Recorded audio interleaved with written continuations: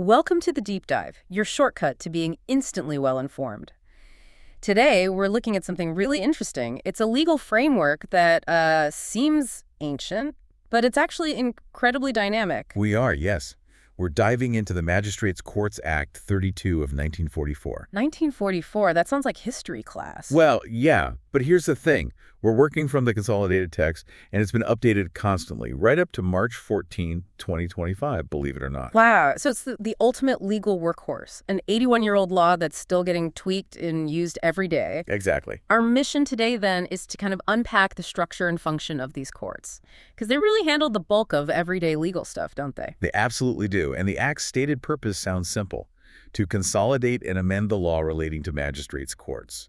But, I mean, it does so much more. It sets up the whole admin structure, defines what civil cases they can hear, the criminal stuff too, and the sheer number of amendments. You've got specific Magistrates Courts Amendment Acts, plus general law amendments running from 1952 basically up to yesterday. Ha, almost. Shows it's no museum piece. Definitely not. It's a living document. Social law, administrative law, it's all in there. Okay, so for this deep dive, let's try and structure it. We'll look at maybe the architecture first, how the courts are set up. Good plan. Part 1 covers the court structure. Then maybe dive into civil matters, because that affects so many people. Debt, divorce, all that. Yep, Part 2. Especially Chapter 6 within that. And finally, maybe enforcement, how judgments actually get paid, and any safeguards, plus some of the modern updates. Sounds good. That covers execution and some of the newer procedural things. Let's start with Part I then, the architecture. Section 2 is really key here. It gives the Minister of Justice enormous power. Yeah, I found that really striking. The minister basically draws the map of justice, right, using the Gazette. Exactly. Creates districts, regional divisions, sets the local limits, which can even be, scattered areas, not just one block, and decides which courts handle what types of cases. Civil jurisdiction under Section 29(1), criminal under Sections 89 and 92. That's it. And if the map needs changing, the minister changes it. And you mentioned this isn't just theoretical power sitting in the Act. No, absolutely not. Our source mentions very recent examples, February, March 2025. Changes to districts and regional courts in Limpopo, Mpumalanga, Gauteng, Northwest. So it's constantly being adjusted. Yeah, based on population shifts, administrative needs, whatever's required. It shows how fluid the system's physical setup can be. Okay, so the minister draws the lines. What about the court itself? Once it's established within those lines, what's its fundamental nature? Section 4 tells us two crucial things. First, every single one is a court of record. Meaning everything's written down, official. Precisely. Recorded, authoritative. It's vital for accountability, precedent, all that. And second, and this is important for enforcement later, any process from these courts, a summons, a warrant. Yes. It's a force throughout the Republic. So you can't just hop over a provincial border and ignore it. Nope. It follows you. That national reach is key. Makes sense for continuity. Yeah. Now, Section 5 deals with transparency, right? Open courts. Generally, yes. The default is open court. Criminal cases, and importantly, defended civil actions, those have to be held in public and recorded. It's about that principle of open justice. But there must be exceptions. What if things get sensitive? There are. The Act allows the court to close the doors for a civil trial or exclude, say, minors or even the general public. On what grounds? If it's necessary for good order or public morals. Think about protecting vulnerable people, maybe in family law cases, or if there's a risk of public disturbance. It's a balance. Yeah, a necessary check, I suppose. Okay, last bit on structure of the people, the magistrates themselves. Section 9 covers appointments. Yes, magistrates, additional magistrates, assistant magistrates, all appointed by the minister or someone delegated. But the core part is the oath, Section 9(2). What do they swear to? It's fundamental. Faithfulness to the Republic, upholding the Constitution and human rights, and crucially, administering justice without fear, favor, or prejudice. That phrase really anchors everything, doesn't it? It absolutely has to. It's the legal guarantee of impartiality. Okay, that commitment leads us nicely into Part 2, civil matters. This is where most people probably encounter the courts, and it all starts with jurisdiction. Right. Can the court even hear this case? That's jurisdiction. And you need to think about it in a few ways. First, geographical or area jurisdiction, Section 26. Is the issue happening in this district or region? Okay, location. Second, jurisdiction over the person, Section 28. Does the court have the power to make this person show up and answer? And who does that cover? Who falls under their power? Well, anyone living there or working there or running a business there, pretty broad. Or, critically, if the whole reason for the lawsuit, the cause of action, happened entirely within that district. That covers most situations, I'd imagine. It does. Plus, there are specifics like interpleader proceedings. Right, interpleader. That's when, like, a bank holds money and two people claim it's theirs, and the bank says, you two sort it out, tell me who to pay. Basically, yeah. The court steps in to resolve who has the rightful claim when a third party is stuck in the middle holding the asset. Section 28 also mentions jurisdiction based on property ownership within the area. Okay, so area, person. What's the third limit? Money. Monetary jurisdiction. Section 29 is key here. The court can only handle claims up to a certain value. And who sets that value? The minister, again, published in the Gazette. It applies to different types of claims, getting property back, eviction actions, suing on things like checks or contracts. Liquid documents, they call them. That's the term, yes. And just general claims for damages. There are specific subsections like 29(1)A, B, G outlining these. Now, you mentioned an aha moment in this section, something that really shows the act evolving. Yes. Section 29(1)B, this is relatively recent and it's significant. It deals with the regional courts. Okay. It explicitly gives them power jurisdiction to handle cases about the nullity of a marriage or civil union, and importantly, divorce. Divorce in the regional court, not just the high court. Exactly. And the Act says, for those specific matters, the regional court has the same jurisdiction as any high court. Wow. That is huge. That makes divorce proceedings potentially much more accessible geographically and probably financially for ordinary people. It's a massive shift.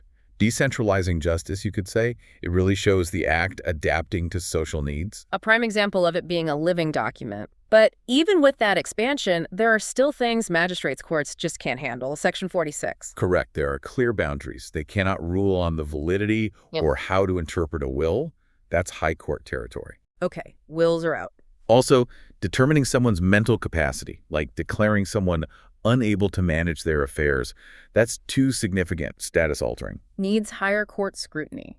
Makes sense. What about this decree of perpetual silence? Sounds dramatic. It does, doesn't it? It's quite specific.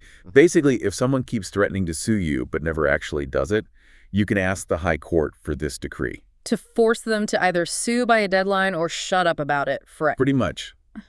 Put up or shut up, legally speaking. All right. Again, it's a specific, serious remedy kept for the high courts. Magistrates courts don't handle that. Okay, so we know how the courts are set up, what cases they can hear, but getting a judgment is one thing. Getting paid is another. Let's talk execution chapter 9. Right. Execution is about making the judgment real. If someone owes money, according to the court, Section 66 lays out how the creditor can get it. And there's an order to it. An order? How so? The law says you must first try to execute against the debtor's movable property. Like their car, furniture, that sort of thing? Exactly. Goods, vehicles, maybe even money they have. You don't just jump straight to seizing their house. So, immovable property, land, buildings, that comes later. Only if the movable stuff isn't enough to cover the debt. Or if the court specifically allows going after the movable property sooner, which is less common. It's a protective step. Trying to minimize the impact first. Mm-hmm. But even with movables, the court doesn't just take everything, does it? Section 67 offers protection. Yes, and this is really important, practically speaking. It protects essential items needed for basic living and dignity. What kind of things are safe? Necessary beds, bedding, clothes, the absolute basics. Can't leave someone literally without a bed or clothes. No. Also, necessary furniture and household utensils, but only up to a certain value set by the minister. Same for tools of their trade. Ah, tools of trade, that seems crucial. It is. If you take away someone's tools, how can they possibly earn money to pay off the debt or even just live? It's counterproductive. Right, protects their ability to recover. Exactly. And finally, 1 month's worth of food and drink is also protected. Basic survival needs. It strikes a balance then, enforcing the debt, but not utterly destroying the debtor's life. That's the aim. Now, related to enforcement, especially for ongoing income, is the Emoluments Attachment Order, or EAO, Section 65J, very common tool. EAO, that's when the court orders the employer to deduct money directly from someone's salary. Precisely. It attaches their emolument salary, wages, allowances, whatever they get paid. The employer, called the garnishee, has to pay a portion directly towards the debt. That sounds quite powerful and potentially harsh on the employee. Are there safeguards? Yes, definitely. The Act puts in protections. First, Section 65J2 says the court can only issue an EAO if it's satisfied it's just and equitable and the amount is appropriate. So the court has to actually consider the person's circumstances. It must. It can't just rubber stamp it. There needs to be a judicial assessment of fairness. Okay, that's one layer. Is there a hard limit? Yes, and this is critical. Section 65J1A puts a cap on it. The total amount taken through all EAOs against a person cannot be more than 25% of their basic salary. 25%. And how is basic salary defined? Does it include overtime? Bonuses? Good question. The Act is specific. It's the annual gross salary divided by 12, and it explicitly excludes things like overtime or special allowances. So it's based on their core regular earnings. That 25% cap seems vital to prevent people being left with virtually nothing after deductions. Absolutely. It ensures they still have the majority, 3/4, of their basic pay for living expenses. Okay, that covers enforcing judgments. Let's move to our final segment. What happens when someone is just drowning in debt? And how is technology changing things? Right, so for debtors who are really overwhelmed, can't meet their obligations, maybe have multiple judgments against them, Chapter 9 offers a specific relief mechanism, the administration order under Section 74. Administration order, what is that, basically? Think of it like a simplified, low-cost debt management process run through the magistrate's court. It's available if the person's total debts are below a certain amount, again, set by the minister. So how does it work? What does the court do? The court can order the administration of the debtor's estate. It appoints an administrator. The debtor then makes regular payments, usually one single payment, to this administrator. And the administrator Collects the money and distributes it fairly, pro rata, among all the listed creditors. They have to do this at least once every 3 months, according to Section 74J. So it stops the multiple creditor chase, provides some order. Exactly. And Section 74P provides a major benefit for the debtor. While the order is active and they're making payments, most creditors can't take other legal action against them or their property. Like getting another EAO or trying to seize goods? Generally, yes. There are exceptions, like existing mortgage bonds, but it provides significant breathing room. It stops the debt spiral, hopefully. And the administrator's fees are capped, too, at 12.5% of what they collect. So most of the money goes to the actual debt. That sounds like a really valuable mechanism. Now, what about the tech side? How is this 1944 Act keeping up? Well, there are some really interesting, relatively recent additions in the civil matters part, showing adaptation. Section 51A deals with intermediaries for vulnerable witnesses. Vulnerable witnesses, like children. Yes, or someone under 18, or someone with a significant physical or psychological condition, or even an older person. If giving evidence directly would likely cause them undue psychological, mental, or emotional stress, the court can appoint an intermediary. What does the intermediary do? They act as a go-between. They help the witness understand the questions and convey their answers, sort of filtering the process to reduce trauma, while still ensuring the evidence comes out clearly. That sounds like a really important protection. And there's more tech. Yes. Section 51C allows evidence via audio-visual link, video conferencing, basically. For witnesses who aren't there or even overseas. Exactly. The court can order it if it prevents unreasonable delay, saves significant costs, or avoids prejudice or harm to someone.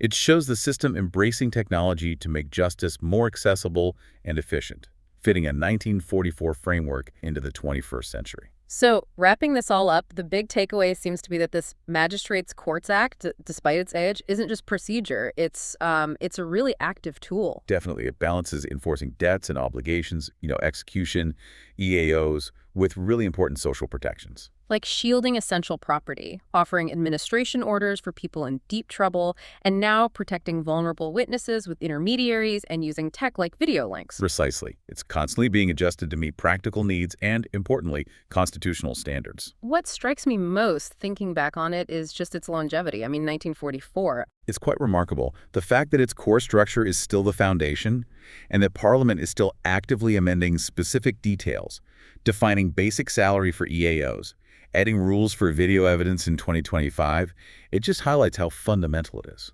It really is the bedrock for everyday justice, isn't it? For civil claims, debt, even initial criminal matters. Absolutely. And it makes you think, doesn't it? How many other laws from that era, from the 1940s, are still so central to the functioning of society, so regularly debated and updated today? It's quite unique in its endurance and relevance. A truly foundational piece of law. Thanks so much for breaking that down for us. My pleasure. It's a fascinating act. That was the deep dive. We'll see you next time.